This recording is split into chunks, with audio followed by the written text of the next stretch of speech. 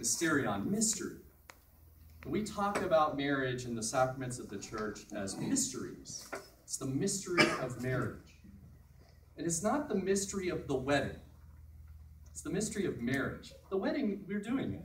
It's no mystery. Here we are. What's happening and what is going to happen for your life is a mystery. Because you are going to join yourselves together.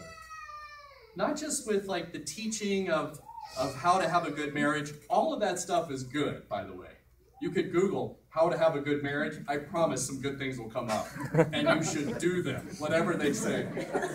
But it's more than that. It's more than with human love making a good go at it. Some people do have success, but about half don't. About half don't. With just kind of going at it with human love.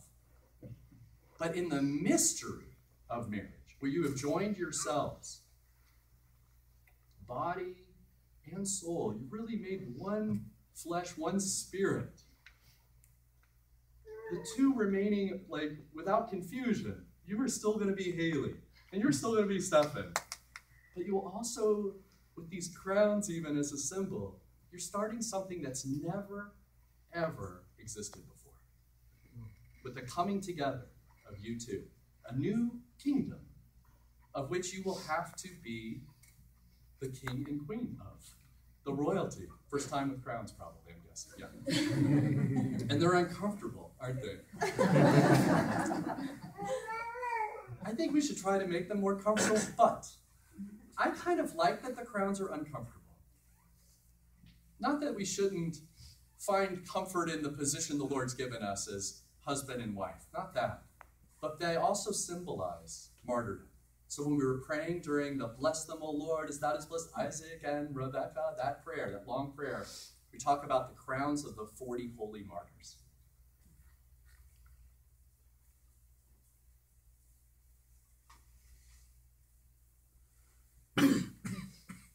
There is nothing better than marriage, and nothing more difficult. And nothing more joyful. It's when it's good, it is so good. And when it is hard, it is so hard.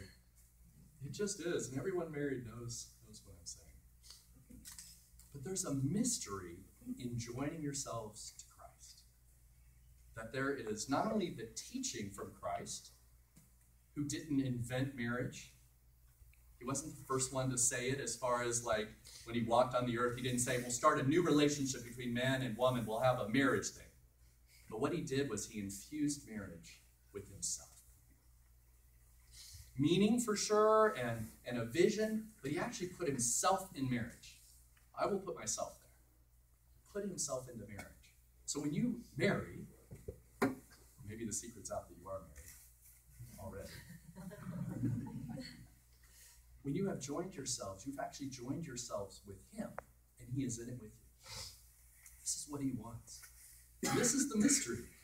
Because he will give you not only the teaching on how to do it, he'll not only be in the good advice from others, from friends and the priest and your attendants here, like, you guys need to date, or whatever the advice might be. And there's good advice, and you should take the good advice. But it won't only be in the teaching or the good advice. He will give you the power and his spirit to find success in marriage, which will be difficult and will be full of joy, because it will be full of him.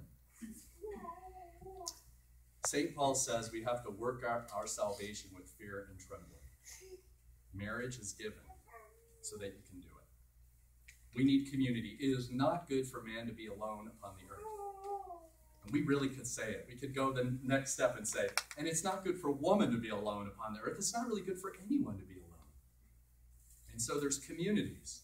We've got monastic communities and a community of marriage where we can work out our salvation. You've been called to this. You will find joy, and you will be happy, and you will have to work out your salvation, and that will also be fun. And therein lies more of the mystery. Because with these crowns, not only royalty, but really sacrifice and martyrdom.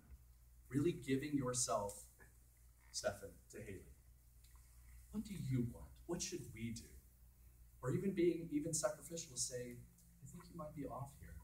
We need to be of one mind. We're going to say it at least 3 times in the service. Oneness of mind, oneness of mind. Same for you, Hayley. There's a sacrifice. There's a martyrdom. Not the disappearing or something like, oh, whatever Steffan wants, I'll be nothing or something. It's a healthy martyrdom. It's I'm giving myself away. And mutual martyrdom will bring a lifetime of mystery in Christ, both the joy and the struggle with him. Stay close to him. He is definitely drawn near to you. You have the support of your families in this church, and you'll need it. But you can do it. In the gospel, they run out of wine at the wedding feast.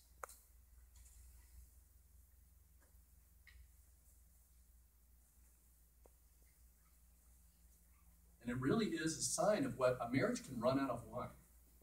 Again, marriages can run out of wine. And the Mother of God tells her son, they're out of wine. And he says, wait, it's not my time. And she turns to the servants and says, do whatever he says. She really turns the tide. She intercedes. She pushes her son a bit. And it was because he hadn't done that yet. He hadn't been out there yet. This is the public ministry. This is the thing that gets him going, the first of the signs. There's all these signs in the Gospel of John. This is the very first one, the very first miracle, Mysterion, the very first thing. She is a good intercessor. She will intercede for you. Call out to her, but the Lord is quick to answer. And he will grant you passage through this mystery. In the name of the